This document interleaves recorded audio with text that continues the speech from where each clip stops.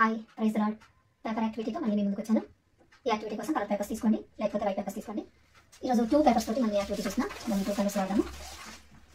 Okay, ఈ 2 papers లో first ఏంటో బ్యాడ్ పర్సన్ పర్సన్ సేల్స్ అంటే first good person good quality అంటే ఎవ్రీ డే సంబంధించిన చాలా మంచి హ్యాబిట్ వాళ్ళ యొక్క లైఫ్ ఒకవేళ జీసస్ ఇష్టంగా ఉంటే ఇలా ఉంటే ఎవరైనా చెప్పినప్పుడు ఒకవేళ మీరు ఎస్ఐ చెప్పినట్టుగా ఎవరైనా బ్యాడ్ గా బిహేవ్ చేస్తే ఎలా ఉంటుంది అంటే ఏంటంటే మంచిగా ప్రాక్టికల్స్ గా ప్రేయర్ కోసం ప్రేయర్ చేయాలని మంచి హ్యాబిట్ వచ్చేసి ఇక్కడ బ్యాడ్ పర్సన్ ఏంటంటే అతను అవసరానికి ప్రేయర్ చేసుకుంటాడు కానీ రెగ్యులర్ గా ప్రేయర్ చేసుకోవడం దేవుడితో మంచి ఫెలోషిప్ లేదు, ప్రార్థన ఫెలోషిప్ ఫెలోషిప్ లేకుండా చేసుకుంటాం. ఇది గుడ్ బ్యాడ్ చూస్తుంది. మళ్ళీ ఒక గుడ్ పర్సన్ లో సెకండ్ క్వాలిటీ ఏంటంటే ఎవ్రీ డే మరి దేవుడితో తను మాట్లాడమే కాకుండా దేవుడు తనతో మాట్లాడాలని కోరుకుంటాడు. అందుకని ఏం చేస్తాడు, వాక్యము ఈ ఎవ్రీడే వాక్యం చదవడము ఈ గుడ్ పర్సన్ చేస్తున్న మరి గుడ్ హ్యాబిట్. తర్వాత బ్యాడ్ పర్సన్ మరి ఎవ్రీడే వాక్యం చదవడం, మరి ఎప్పుడో ఒకసారి తనకు సమయం ఉన్నప్పుడు తను చదవాలనిపించినప్పుడు పేరెంట్స్ చెప్పినప్పుడు లేకపోతే సేవకులు పాస్టర్స్ సండే స్కూల్ టీచర్స్ చెప్పినప్పుడే చదువుతాడు తప్ప రెగ్యులర్ గా సండే స్కూల్లోకి వెళ్తున్నప్పుడు కానీ ఇంట్లో ఉన్నప్పుడు కానీ చదువు. ఓకే, 2 క్వాలిటీస్ చూసాం ఇద్దరులో. ఇంకా థర్డ్ క్వాలిటీ ఏంటి, గుడ్ పర్సన్ ఏం చేస్తాడు అంటే చక్కగా తప్పకుండా తను ఏదైతే యేసు గురించి తెలుసుకున్నారో ఆ విషయాన్ని అందరికీ చెప్పాలని చెప్పేసి సువార్తను ప్రకటిస్తాడు. గుడ్ పర్సన్ ఆయన బిహేవియర్ ఎలా ఉంటుందంటే సువార్తను ప్రకటిస్తూ ఉంటాడు. అయితే ఈయన మరి బ్యాడ్ పర్సన్ ఎలా ఉంటాడంటే తనకి సువార్త చెప్పడం అంటే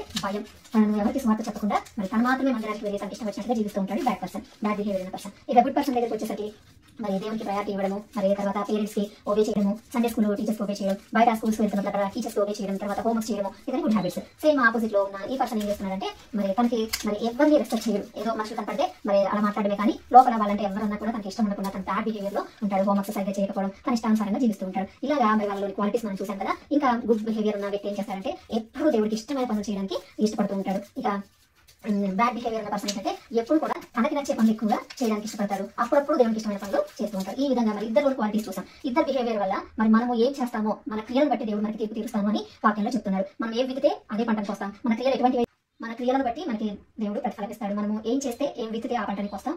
మన సక్రియలు బాగుంటే దానికి ఫలితం వస్తుంది, మనం చేసే పనులు దుష్క్రియలుగా ఉంటే దానికి ఫలితం ఉంటుంది. చూద్దాం మరి ఈ మంచి ప్రవర్తన కలిగిన వ్యక్తికి ఎటువంటి ప్రతిఫలం దొరుకుతుంది అనేది చూద్దాం.